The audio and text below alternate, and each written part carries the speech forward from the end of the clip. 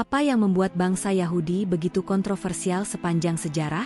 Kenapa Al-Quran mencatat banyak peristiwa besar tentang mereka?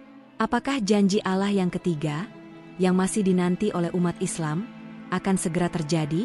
Jangan kemana-mana, simak hingga akhir untuk mengetahui kisah yang menarik ini. Assalamualaikum warahmatullahi wabarakatuh. Islam motivator yang selalu dalam lindungan Allah Subhanahu wa Ta'ala. Bagaimana kabar kalian semua? Semoga sehat dan selalu diberkahi rezeki yang melimpah. Amin ya Rabbal Alamin. Pada kesempatan kali ini, kita akan membahas sebuah topik yang sangat penting, yang seringkali menjadi perbincangan umat manusia dari zaman ke zaman. Kisah ini tentang bangsa Yahudi, yang disebutkan berkali-kali dalam Al-Quran. Apa sebenarnya 3 janji Allah kepada bangsa ini? Bagaimana 2 janji itu telah terwujud? Dan bagaimana janji ketiga akan menjadi kenyataan di masa depan? Mari kita bahas dengan detail dalam video kali ini. Sejarah awal bangsa Yahudi. Bangsa Yahudi memiliki akar sejarah yang panjang dan kompleks. Semuanya berawal dari Nabi Yakub alaihissalam, yang juga dikenal sebagai Israel. Beliau memiliki 12 anak laki-laki yang menjadi leluhur 12 suku Israel. Dari salah satu anaknya, Yahuda atau Yehuda, lahirlah bangsa yang kita kenal dengan nama Yahudi. Namun, perjalanan sejarah bangsa Yahudi tidaklah mulus. Mereka seringkali jatuh dalam kesombongan dan kezaliman. Allah mengutus banyak nabi kepada mereka sebagai bentuk kasih sayang, tetapi mereka sering mendustakan bahkan membunuh nabi-nabi tersebut.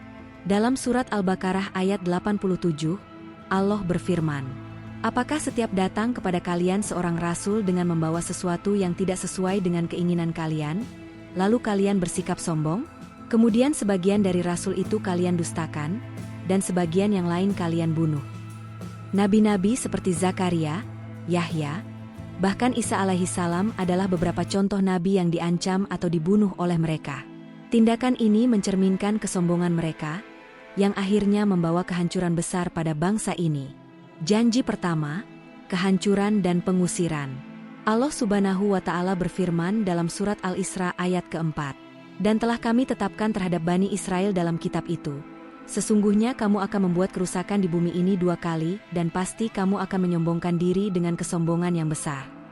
Kehancuran pertama bangsa Yahudi terjadi saat mereka dihancurkan oleh Babilonia di bawah kepemimpinan Raja Nebukadnezar pada abad ke-6 sebelum Masehi. Mereka tidak hanya kehilangan tanah air mereka tetapi juga diasingkan dan hidup sebagai tawanan. Kemudian, pada tahun 66 135 Masehi, bangsa Romawi kembali menghancurkan mereka dalam peristiwa pemberontakan besar di Yerusalem. Setelah itu, bangsa Yahudi kehilangan kendali atas tanah Palestina dan tersebar ke seluruh penjuru dunia. Peristiwa ini dikenal sebagai diaspora Yahudi. Janji kedua, kebangkitan dan penguasaan dunia.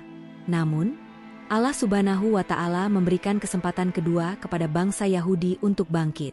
Dalam surat Al-Isra ayat ke-6, Allah berfirman, "Kemudian kami berikan kepadamu giliran untuk mengalahkan mereka kembali, dan kami membantumu dengan harta kekayaan dan anak-anak, dan kami jadikan kamu kelompok yang lebih besar."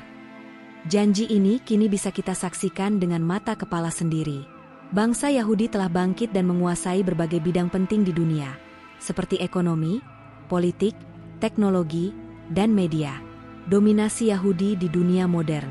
Sebagai contoh, di Amerika Serikat, bangsa Yahudi hanya berjumlah sekitar 2% dari populasi.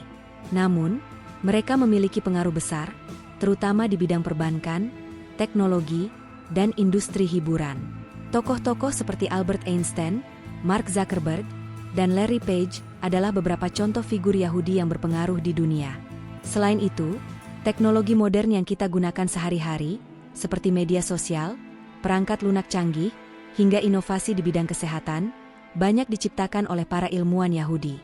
Namun, kebangkitan mereka tidak berhenti di situ. Mereka juga berhasil mendirikan negara Israel di tanah Palestina, tempat yang dianggap sebagai tanah yang dijanjikan menurut ajaran mereka. Kejahatan bangsa Yahudi di Palestina. Bangsa Yahudi, dengan dukungan dari negara-negara Barat, berhasil menduduki Palestina dan mendirikan negara Israel pada tahun 1948.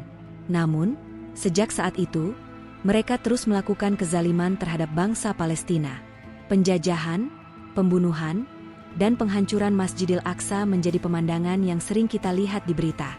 Umat Islam di Palestina menjadi korban dari ambisi mereka yang tidak mengenal batas. Namun, tindakan ini hanya mempercepat datangnya janji Allah yang ketiga.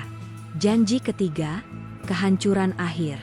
Allah Subhanahu wa Ta'ala telah menjanjikan bahwa kesombongan dan kezaliman bangsa Yahudi akan berakhir. Dalam surat Al-Isra ayat ke-7, Allah berfirman, "Dan apabila datang saat hukuman bagi kejahatan yang kedua, kami datangkan orang-orang lain untuk menyerang wajah-wajah kalian, dan mereka masuk ke dalam masjid sebagaimana musuh-musuh kalian memasukinya pada kali pertama, dan untuk membinasakan sehabis-habisnya apa saja yang mereka kuasai."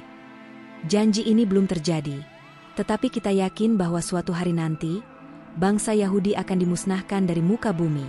Kaum muslimin akan kembali menguasai Palestina dan Masjidil Aqsa. Peran Imam Mahdi dan hari akhir.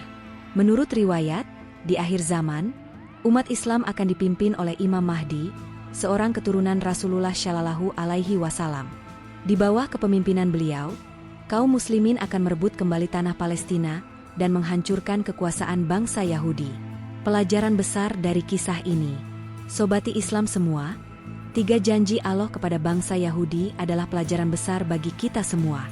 Pertama, kesombongan dan kezaliman hanya akan membawa kehancuran. Kedua, Allah memberikan kesempatan kepada siapa saja untuk bangkit dan memperbaiki diri, tetapi kesempatan itu harus digunakan dengan benar.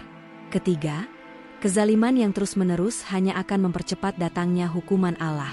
Sebagai kaum muslimin, kita harus belajar dari sejarah ini. Kita harus memperkuat keimanan, menjaga persatuan, dan berjuang untuk menegakkan keadilan. Semoga kisah ini memberikan pelajaran dan hikmah bagi kita semua. Jangan lupa untuk mendukung channel ini dengan like, share, dan subscribe. Sampai bertemu di video-video berikutnya yang penuh makna dan inspirasi. Wassalamualaikum warahmatullahi wabarakatuh.